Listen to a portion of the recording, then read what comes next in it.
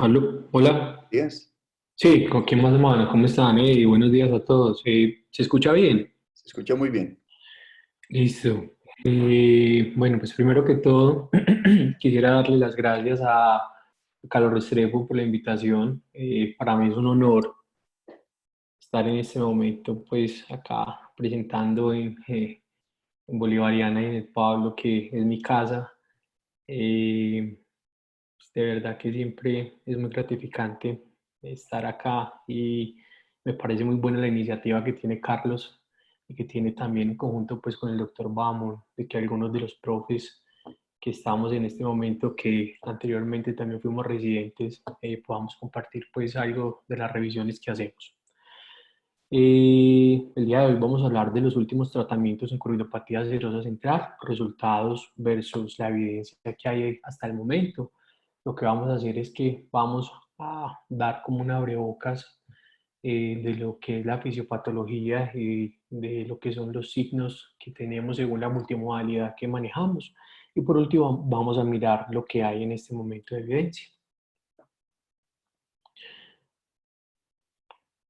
Ok, bueno, entonces dando un recorderis de lo que es la historia de esta patología, es una enfermedad de la cual se ha hablado mucho y muchos de los grandes, como vemos acá, han escrito sobre ella. El doctor Von Gray fue el primero, casi 150 años, nos hablaba de esto y él la relacionó como una retinitis gluteica central recurrente. Entonces, no fue sino hasta 1940 que el doctor Duke Elder la renombró y ya no la asociaba tanto como con la retinitis lutéica, sino que él nos hablaba que era una retinopatía serosa central, pero no sabíamos realmente la fisiopatología de esta y se creía básicamente que era por unos espasmos en los vasos retinianos, o era pues lo que él pensaba. Básicamente la veían en los hombres jóvenes, pilotos de la Segunda Guerra Mundial. Entonces, esa era como la asociación que tenían. No fue sino hasta 1965 que el doctor Alfred Edward Maumeni, como vemos acá, el doctor de arriba, pues de la derecha de la pantalla, nos habla de una fisiopatología que es completamente diferente a la que pensaba el doctor Duke Elder, y él en conjunto con la angiografía se dio cuenta que realmente lo que había era una asociación entre el líquido y una fuga del epitelio pigmentario y no de los vasos retinianos, pues como se sugería previamente. Fueron los primeros en decir o en proponer un tratamiento con láser. En la parte de abajo está el doctor Donald Gass, que para mí es uno de los grandes de la oftalmología y uno de los más brillantes oftalmólogos Sí. que ha podido ocurrir en toda la historia. Perdón, Carlos. ¿Aló? ¿Se escucha?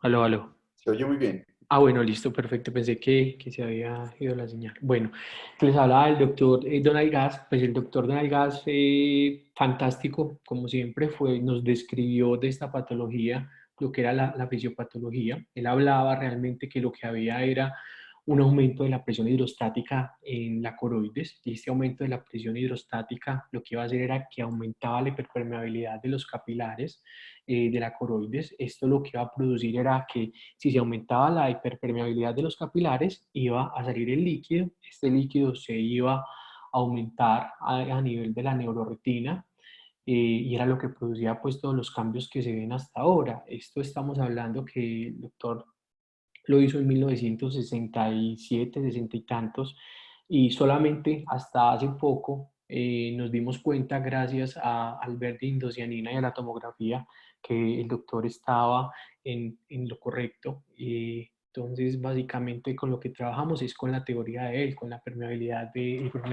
los capilares de la coroides. La coritopatía serosa central básicamente se va a caracterizar porque es como la cuarta patología después de la degeneración macular, después de la retinopatía diabética, después de la oclusión venosa, en la cual vamos a encontrar líquido intrarretiniano o subretiniano dependiendo del caso. ¿Por qué se va a caracterizar? Porque va a haber un daño del epitelio pigmentario, donde se pueden ver desprendimientos neurosensoriales de la retina. Podemos tener desprendimientos del epitelio pigmentario y atrofia del EPR dependiendo pues del tiempo que tenga la patología. ¿Por qué se caracteriza? ¿Qué es lo que vemos normalmente? Es una patología que es de hombres jóvenes, como nos decía el doctor Duke Elder. Eh, Generalmente es unilateral, solamente en el 40% de los casos podemos ver que es bilateral. Son hombres entre los 25 y los 50 años, van a estar más afectados los hombres que las mujeres. Hay un estudio poblacional que nos habla de que 9.9 por 100.000 hombres y solamente 1.7 por 100.000 mujeres. Dentro de los síntomas va a ser la metamorfopsia, pues como el síntoma bandera que van a tener estos pacientes. Estos pacientes también pueden tener pues micropsias o discromatopsias pues leves con esta percepción de anormal pues del color. Algunos también se van a caracterizar por una pérdida reducida de la sensibilidad pues al contraste. Importante, hasta el 4% de estos pacientes pueden tener neovascularización coroidea. Dentro de la fisiopatología, pues entonces lo que les decía ahorita, el doctor Gas ya nos describió básicamente qué era lo que ocurría. Entonces, como vemos acá en la foto de la derecha y en la foto de la izquierda, pues estamos mirando lo que ocurre lo que vemos en el OCT y lo que ocurre a nivel retiniano. Esto es una célula endotelial. En la célula endotelial vemos cómo hay un daño o una ruptura a nivel pues ¿se alcanza a ver mi pointer? No sé. Bueno, a nivel de las uniones y vemos acá cómo estos receptores de potasio-calcio juegan un papel muy importante para la hiperpermeabilidad de estas células o los cambios que tienen que tener los glucocorticoides y la aldosterona, o sea, los receptores de glucocorticoides y los receptores de aldosterona también juegan un papel fundamental. Y desde acá es que nace, porque hacerlo, el antagonismo de estos supuestamente nos puede ayudar en el tratamiento. Esto es una enfermedad que es multifactorial. Dentro de los principales factores de riesgo, pues realmente no se ha encontrado que sea solamente una causa, sino que es multicausal. Dentro de las más importantes que estamos evaluando ahora es la predisposición genética. Eh, Mucho se ha hablado hasta ahora, o estamos empezando a mirar todas estas patologías retinianas y sus posibilidades genéticas, a ver cómo podemos inferir, pues en este momento se están haciendo ya algunos tratamientos según la patología que se tenga. Dentro de los genes más representativos son el ARMS2 y el CFH. Sabemos que estos van a tener una asociación con la generación macular relacionada con la edad, pero en los pacientes con corridopatía serosa central crónica se ha visto que hay una asociación pues genética. Este gen NR3C2 va a ser uno de los factores de receptor de mineralocorticoides. Entonces, bueno, básicamente se está trabajando como mucho en esto para mirar asociaciones. Eh, los esteroides tanto endógenos como exógenos, sabemos que van a ser uno de los principales factores de riesgo. Se ha visto, por ejemplo, en los pacientes con síndrome de Cushing, que estos niveles altos de cortisol endógeno va a aumentar el riesgo de coronopatía serosa central entre un 5 y un 10%. En las embarazadas también se ha visto que ese aumento de corticosteroides endógenos, sobre todo hacia el tercer trimestre pues, del embarazo, van a tener más riesgo de coroidopatía serosa central, y los cambios a nivel de la testosterona en los pacientes con disfunción eréctil también van a aumentar el riesgo de coroidopatía serosa central, básicamente por el aumento de cortisol pues, endógeno que se tiene. Los corticosteroides exógenos, pues para todos es bien conocido que hay demasiados informes o demasiados artículos que nos hablan que estos aumentos de corticosteroides exógenos en sangre o mineralocorticoides también van a estar involucrados con la patogénesis de la corridopatía serosa central. Básicamente, lo que, como les mostraba ahorita en la foto de la fisiopatología, lo que va a hacer es que se va a aumentar la permeabilidad de la coroides y vamos a tener pues mayor líquido a nivel retiniano. Es como lo que les mostraba pues acá, otra vez les vuelvo a mostrar esta fuerte asociación que se tiene. Si ustedes se fijan en la parte de arriba de la pantalla, vemos los cambios que da a nivel pues, de los glucocorticosteroides y la aldosterona y los cambios que se producen a nivel de la célula endotelial. Entonces, básicamente, esto resumido es que daño de célula endotelial, el daño de la célula endotelial va a hacer que se produzca una salida de líquido. Esta salida de líquido no va a ser solamente líquido, sino también proteínas y y algunos pues potasios, algunos calcios y algunos sodios. Esto va a hacer que se aumente la presión oncótica a nivel subretiniana y se va a producir entonces un ciclo que va a ser daño celular endotelial, líquido, daño celular endotelial, líquido. Bien. Mucho se ha hablado de los cambios de las catecolaminas también en esta patología. ¿Qué pasa? Los pacientes con corridopatía serosa central generalmente se van a caracterizar por tener como un estado simpático mimético, o sea, va a haber como una activación significativa o una hiperactivación simpática y se va a disminuir la activación parasimpática. Esto se va a ver reflejado entonces en qué. Si yo tengo como una activación más simpática, la hipertensión arterial pues ya se va a asociar con este tipo de patologías. ¿Qué se ha visto? Por ejemplo, en algunos alimentos dietéticos o en algunas cosas que se usa la pseudoephedrina, la oximetazolina, la efedra, se ha visto que estos pacientes tienen más riesgo de corrientopatía serosa central. El uso de drogas recreativas como son las anfetaminas, se ha visto que también pues, son recreativas, me refiero a que son ilícitas, van a estar asociadas con este tipo de corrilopatía serosa central y también los inhibidores de la 5-fosfodiesterasa, como es el sildenafil. ¿Qué se ha visto? Por ejemplo, con los inhibidores de la 5-fosfodiesterasa, que pueden producir un daño a nivel del EPR y dependiendo de donde, pues, la literatura que se revise, en algunos se han encontrado hasta daños del epitelio pigmentario y en otros no. Ustedes conocen, pues, de lo que se hablaba previamente, el Helicobacter pylori y los pacientes con personalidad tipo A sufren más de esto, pero se viene hablando mucho de los cambios en el ciclo circadiano. Entonces, recordemos que la regulación circadiana va a estar basada en catecolaminas y en corticosteroides. Entonces, si nosotros tenemos una alteración a nivel del ciclo circadiano, se va a caracterizar también por tener más corridopatía serosa central, que se ha visto que es una patología muy común de las personas que hacen turnos, de las personas que pueden tener un síndrome de apnea obstructiva del sueño, o sea, que tienen un mal dormir. ¿Qué se ha visto? Los niveles de melatonina disminuyen en estos pacientes y se están pensando pues como en hacer algunos estudios de asociación en apnea obstructiva del sueño, porque se ha visto que es muy común, y reemplazo de melatonina oral con estos pacientes para también controlar este tipo de patología. Muy bien. Dentro de las características clínicas, entonces, en el hallazgo de fondo de ojo, lo que vamos a ver es que va a haber una pérdida del brillo foveal, como vemos.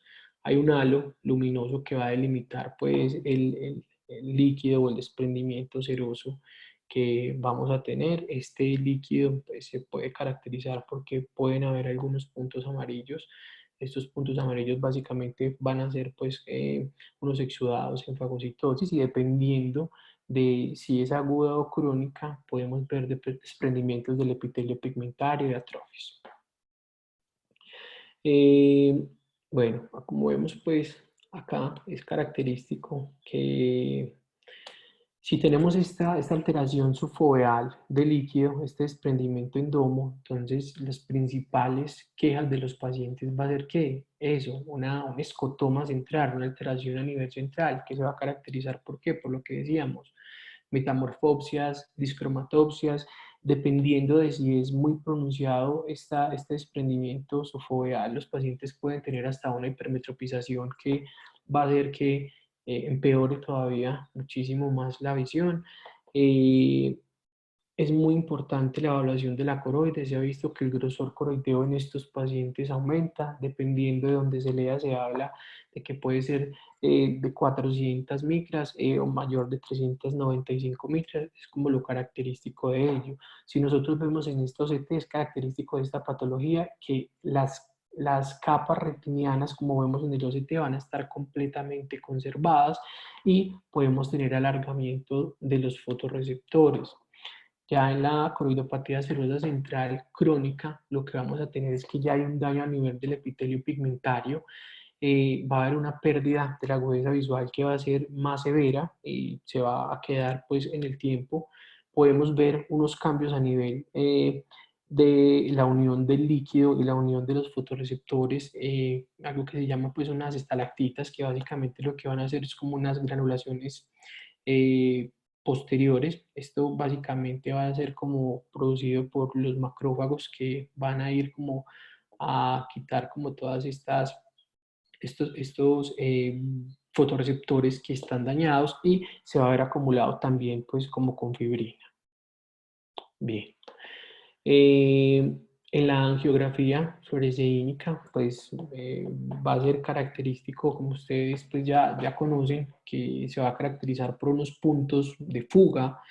Va a haber una hiperfluorescencia que va a aumentar en las fases tardías. También podemos ver desprendimientos del epitelio pigmentario y podemos ver también, pues como vemos acá, algunos de los signos que ya hablamos de patrón de humo de chimenea. Otros de los patrones pues van a ser en tinta o en champiñón, bueno, dependiendo de donde se lea también o del autor que diga, pero a pesar de que esto se ve muy bonito, solamente se ve hasta en el 18% de los pacientes. Entonces es un poquito complejo. Hay veces, digamos, que la angiografía nos podría ayudar mucho en el tratamiento, sobre todo si tenemos el punto de fuga y el punto de fuga no es en la parte central donde nos permita hacer como algún tipo de tratamiento, nos podría pues como ayudar, pero solamente digamos que tenemos un 20% de estos pacientes, entonces se puede quedar como corto. Otro de los exámenes pues que es fundamental va a ser el ICG, la angiografía, perdón, el ICG, el verde indocianina realmente pues, nos ha mostrado que es fantástico para ver la coroides. Básicamente, pues el verde indocianina se va a absorber y los patrones de onda que va a manejar va a ser de 835 nanómetros, que va a ser infrarrojo, entonces va a ser fantástico para poder mirar a pesar de que tengamos hemorragias y nos va a dar como una gráfica o un mapeo, digamos, de la coroides que va a ser perfecto. Básicamente lo que se va a encontrar es que hay un retraso en el llenado coroideo. En las fases tempranas vamos a tener unos vasos que van a ser anormalmente dilatados. En las fases tardías, como vemos acá en la derecha, se va a caracterizar por unos puntos de hiperpermeabilidad que luego pues en el tiempo van a ir aumentando y se van a dispersar. De la angiografía, de la angio-CT, realmente hasta el momento no tenemos como un consenso que digamos que podemos ir a mirar. Algunos reportes hasta ahora pues han mostrado que sí, que hay unas alteraciones o que hay unos reforzamientos coroideos, pero todavía no sabemos como tal bien qué mirar. Básicamente, cuando utilizamos la angio-CT en estos pacientes es para descartar ese 4% que les decía que pueden tener neovascularización coroidea. Bueno, Cuando tenemos una patología tan multifactorial, se queda uno como pensando, bueno, ¿cómo vamos a organizar esto? Y esto ha sido uno de los problemas que hemos tenido hasta ahora en el mundo. Realmente no hay una clasificación que sea completamente aceptada o universalmente aceptada por todos. ¿Por qué? Precisamente por todos los multifactorial que es en este momento, que se ha tratado de organizar, que sea según el tiempo, según los hallazgos que tengamos en las imágenes. Entonces, esta es como la clasificación, digamos, que puede ser como más fácil para nosotros poder entender la corridopatía serosa central según los hallazgos en el tiempo y según los hallazgos que tenemos en los exámenes. Entonces, según el tiempo, puede ser en aguda y crónica.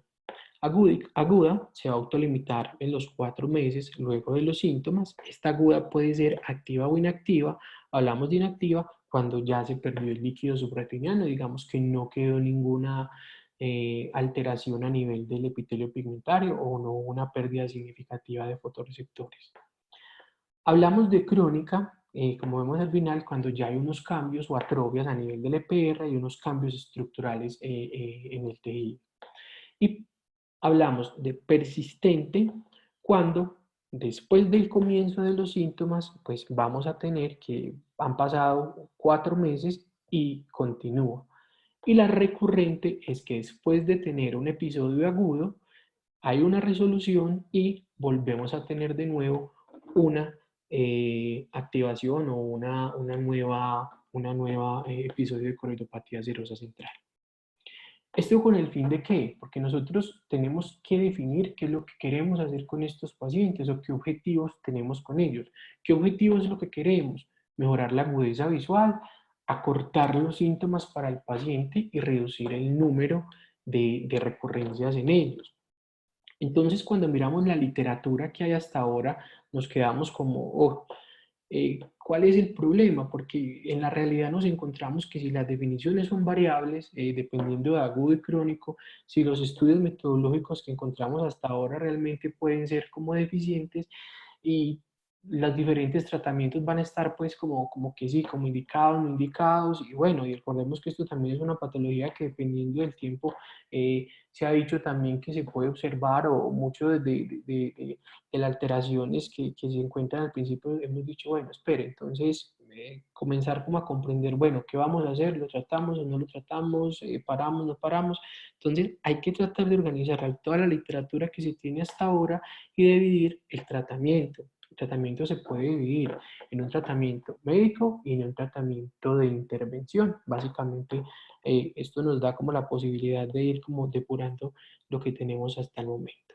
Bueno, dentro del tratamiento médico, eh, mucho se ha hablado, ¿por qué? Porque si es multifactorial, entonces se ha hablado de múltiples factores, dentro de ellos vamos a tener los beta-bloqueadores, mejoría de los pacientes que tienen Helicobacter pylori, entonces el tratamiento, metrotexatia, aspirina, la melatonina que les decía, los inhibidores de la anhidrasa carbónica, bueno, los AINES, la esprenona y la espironolactona, pues que es uno de los que más fuertemente se ha venido pensando y según pues, los reportes de caso o las series de casos, se ha visto pues, que unos funcionan, no funcionan. Bueno, ahí está como medio bloqueado. Básicamente, o sea, la literatura nos habla de que hasta ahora, con estos, o sea, salvo los AINES, no tenemos una literatura que sea suficientemente fuerte para poder nosotros decir funciona o no funciona, ¿listo? Pero no hay algo que nos diga lo podemos utilizar con plena seguridad en la evidencia que tenemos. Estos básicamente son de la esprenona y de la espironolactona, entonces miremos que se venía pensando hace unos años que podría funcionar y de hecho, pues según los reportes de casos, teníamos como cierta ilusión de que estos pacientes nos iban a mejorar, pero recordemos que estos medicamentos son unos medicamentos en los cuales hay que tener mucho cuidado porque sus efectos adversos van a ser importantes. Recordemos que estos cambios a nivel iónico pueden producir hipercalemia. Las hipercalemias nos pueden producir alteraciones a nivel de riñón, una falla renal, una arritmia cardíaca. Entonces, Siempre que uno revisa un estudio de estos, hay que mirar como cómo fue el manejo de los miliequivalentes eh, por kilo o los miliequivalentes osmolares realmente del potasio que se manejó con estos pacientes por el daño que pueden tener. Eh, no fue sino hasta principio de este año que salió este estudio, que salió en Lancet, y finalmente nos dividió lo que veníamos pensando, porque de una forma, digamos, off-label veníamos utilizando la aspirinona o la espironolactona para estos pacientes. Entonces, este estudio es el más grande que hay, es el estudio más serio, en el cual tenemos pues como una terapia médica para la coritopatía serosa central. Va a ser un estudio doble ciego randomizado en el cual se usa la aspirinona en pacientes con coritopatía serosa central crónica. Fue un estudio que se realizó en 22 centros, fueron 114 pacientes.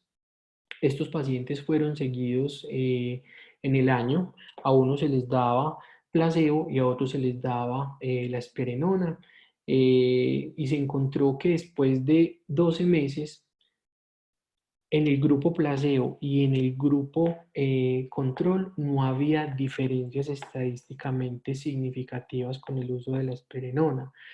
De hecho, nos dan la recomendación de que no utilicemos este medicamento y que los oftalmólogos que venimos utilizando esto deberíamos de suspender el uso de esperenona. Entonces, digamos que acá, bueno, lo que me quejaba ahorita de que la, la, los estudios que tenemos hasta ahora no eran suficientemente fuertes, este es lo suficientemente fuerte para decirnos que realmente no se debe de utilizar y más con todos los riesgos que dijimos que se tienen. Bueno, tenemos entonces la intervención terapéutica. Dentro de la intervención terapéutica también hay algunos artículos como son la terapia antiangiogénica. Realmente la terapia antiangiogénica va a tener un efecto antiproliferativo. Lo que vamos a tener es una antihiperpermeabilidad de las células endoteliales, pero realmente el uso de esto es de uso off-label y no se recomienda en coritopatía serosa central.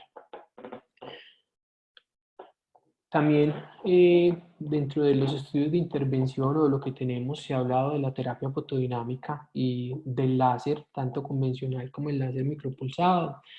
Este es hasta ahora el único artículo que tenemos que es un artículo de peso metodológico bastante grande que compara la terapia fotodinámica, la mitad de la dosis, versus el láser micropulsado, el tratamiento de pacientes con coritopatía serosa central.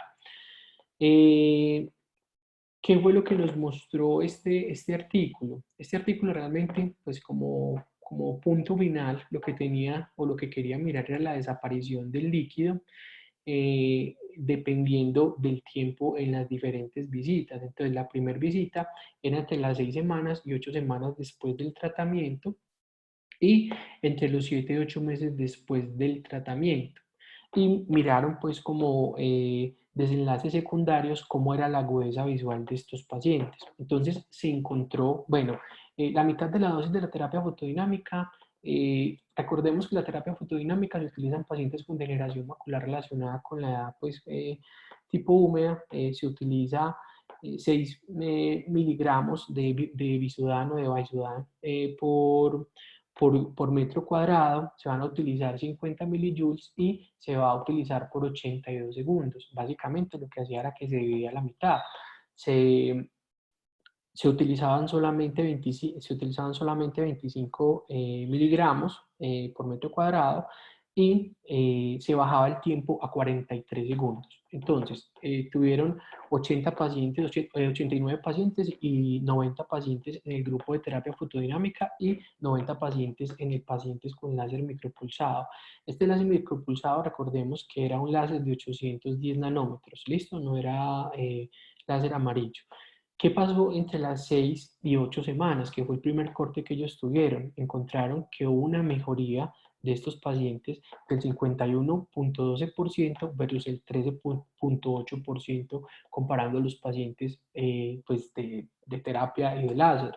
A los 7 u 8 meses también se veía que había una mejoría significativa casi del 70% de los pacientes de terapia fotodinámica y del 30% de los pacientes eh, de láser micropulsado. Pero paradójicamente, en lo que les decíamos de la agudeza visual, los pacientes al final, a pesar de que se mostraba que era estadísticamente significativa esta mejoría de líquido que tenían, la agudeza visual al final de ambos, en ambos grupos, los pacientes se sentían muy bien. Ellos no hablan pues como mucho de a qué se debe pues esto, pero bueno, se nos abre acá la posibilidad para láser micropulsado. Entonces uno comienza a revisar toda esta literatura y miramos que si no tenemos posibilidad médica y que lo que veníamos pensando de medicamentos no se utiliza y si en Latinoamérica no tenemos Visudyne, entonces, ¿qué vamos a hacer con estos pacientes? Entonces, ¿qué otras opciones tenemos? Bueno, tenemos el láser micropulsado amarillo, que lo tenemos en la mayoría de nuestras clínicas, pues acá sobre todo en Medellín. ¿Y qué nos ha mostrado? Por ejemplo, miremos este estudio que nos abre la posibilidad de que se puede utilizar en estos pacientes el láser micropulsado y los resultados que se han visto son bastante importantes. Por ejemplo, este estudio nos habla de que hasta el 81% de los ojos que se incluyeron en este estudio, que fueron 27 ojos, eh, tenían una mejoría importante y tenían una mejoría significativa hasta en el 81,5% de esto, con una recurrencia muy bajita, solamente de 6 ojos. Hablamos de una recurrencia solamente de aproximadamente un 15%, mientras la literatura nos habla que si tenemos una coridopatía serosa central, tenemos hasta 50, 60 posibilidades de tener una recurrencia en el tiempo. Entonces, bueno, esto nos abre la posibilidad de uso. Que también hemos visto hasta ahora, este otro artículo nos abre la posibilidad del uso temprano. ¿Por qué? Porque si nosotros finalmente lo que queremos es disminuir las recurrencias en estos pacientes, pues ya estamos comenzando a tener evidencia que nos habla de que de verdad esto funciona y que puede disminuir las recurrencias en los pacientes. Y hay artículos también que nos hablan de que, bueno, entonces, ¿cómo así? Pero si hemos dicho que los podemos observar, bueno, ¿qué es mejor? ¿Hacerle el láser temprano, no hacerle el láser temprano, observarlos? ¿Qué podemos hacer? Por ejemplo, hay estudios como este que ya nos habla de que el inicio temprano de terapia con láser micropulsado funciona muy bien y que las recurrencias a futuro van a ser menores cuando utilizamos el láser micropulsado. Eh, yo dentro de la experiencia que tengo hasta ahora con el láser micropulsado, el láser que utilizo es el láser de iris, no tengo ningún disclosure con ellos, pero es el que se manejan en las clínicas donde yo trabajo. Y funciona bastante bien. Por ejemplo, miremos esta paciente, el uso de la terapia de láser micropulsado, miremos cómo mejoró. La paciente comenzó con un 20-200 en cuestión de 4 semanas, ya estaba en un 20-25 y no ha tenido pues hasta ahora ninguna recurrencia. Esta paciente es de este año. ¿Cómo uso yo el láser micropulsado? Básicamente lo que utilizo es 400, o sea, organizo el láser micropulsado, veo que sea micropulsado y que esté en amarillo, entonces esto nos da la posibilidad de ubicarlo.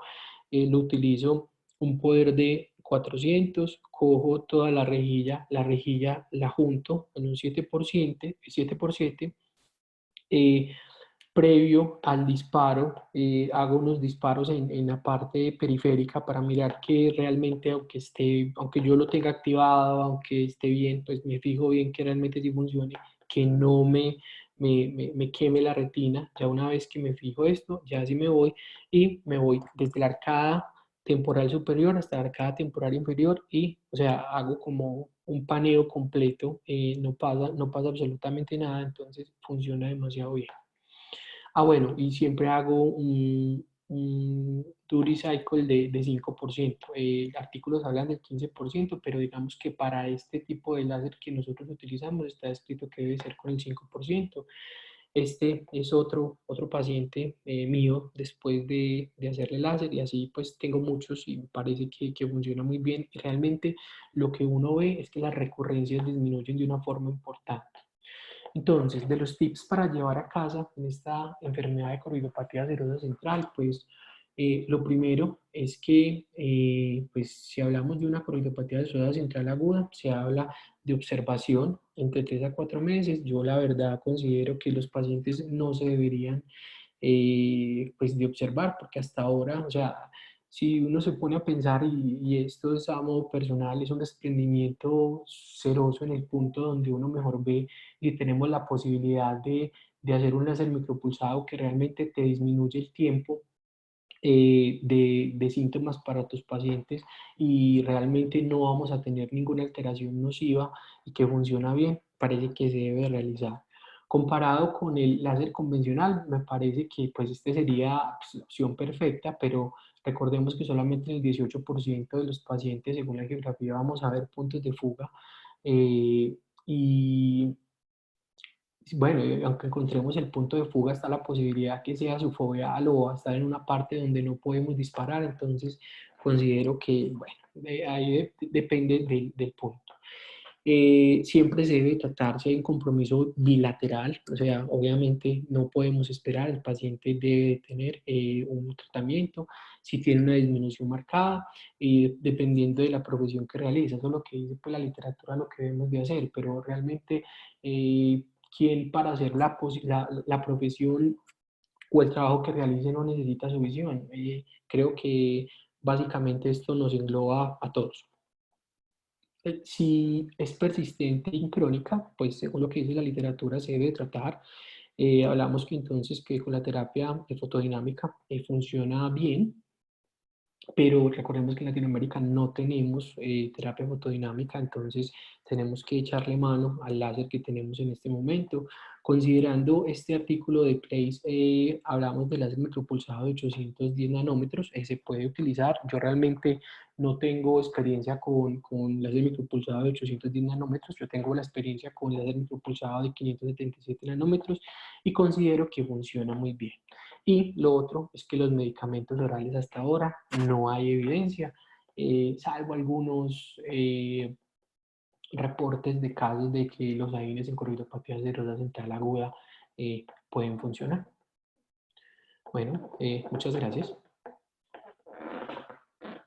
Camilo, excelente revisión y actualización de un tema que es bastante más frecuente de lo que uno quisiera y más en este momento de tanto estrés. Yo creería que me atrevería a pensar que tengo muchos pacientes que incluso no he podido consultar y este tema del confinamiento, definitivamente la parte de estrés se ha disparado bastante.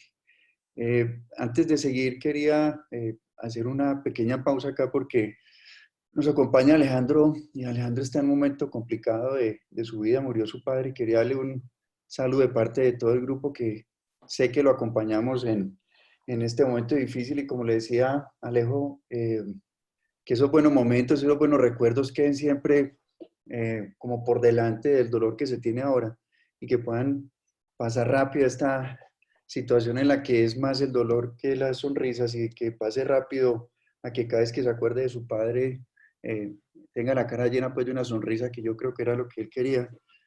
Sentimos mucho la pérdida de tu padre, Alejo, hombre. Muchas gracias por estar acá. Vos siempre has sido un valiente y segundo un ejemplo y creo que el estar acá pues nos muestra mucho de eso. Gracias, Alejo. Gracias, Carlos. De verdad que valoro mucho tu apoyo y de todos ustedes. La verdad, he recibido muchos mensajes de muchas personas, más de lo que hubiera pensado, y sobre todo en estos momentos de tanto aislamiento. Le doy gracias a todos. Y vamos para adelante. El camino sigue, la vida sigue, y lo bueno es que hay que vivirla felices con todo lo que se viene. Yo quiero aprovechar el espacito que me diste para hablar para hacerle una pregunta a Yonka, y es que, ¿qué tan importante es el manejo concomitante del estrés y qué debemos hacer cuando nosotros identificamos un paciente de estos estresados, ¿vale la pena el manejo por psiquiatría? ¿Todas esas cosas valen la pena o no son tan importantes?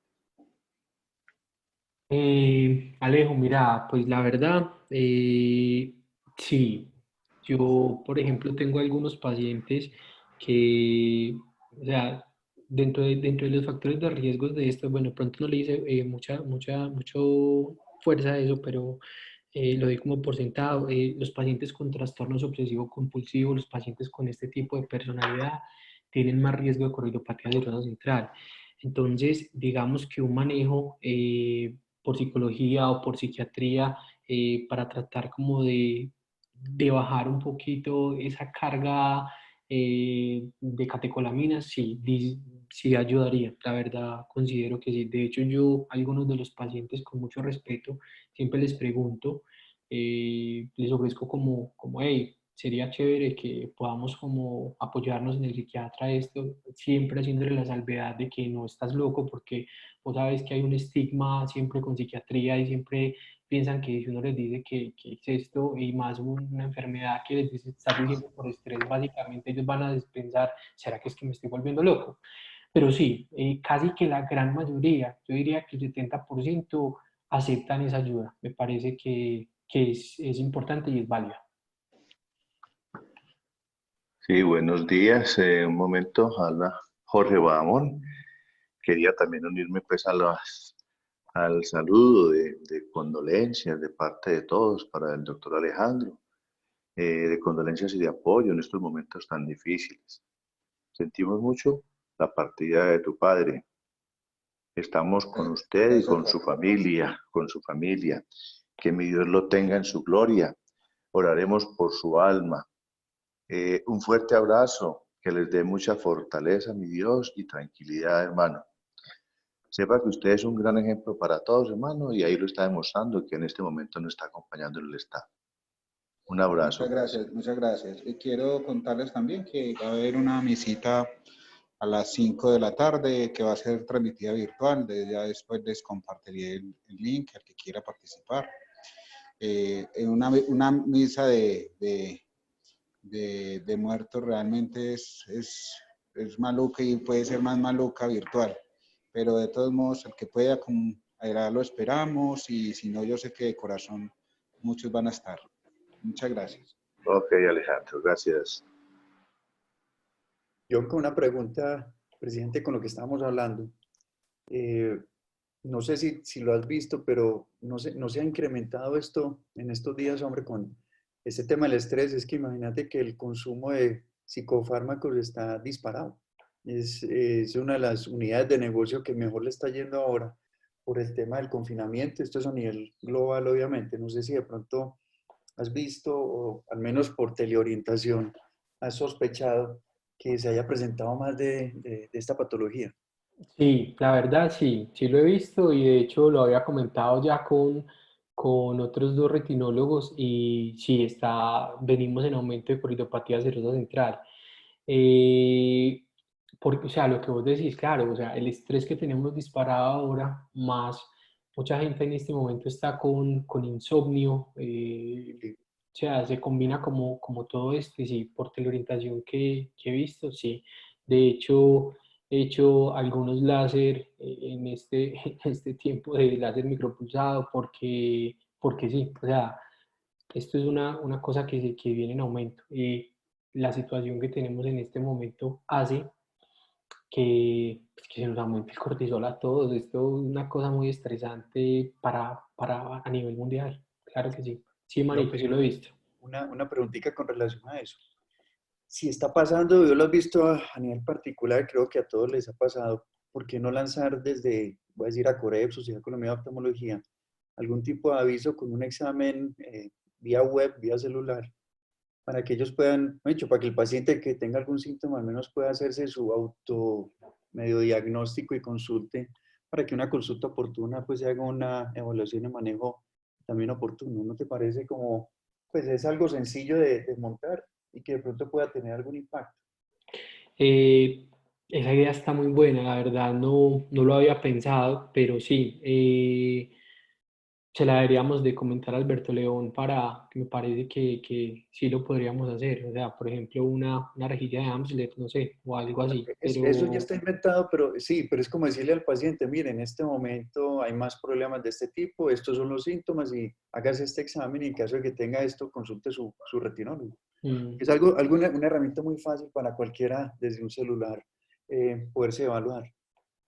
sí, sí, esa idea estaba muy buena, Carlos. Claro que sí. Se la va a comentar a Alberto León para mirar a ver qué se puede hacer. Me parece que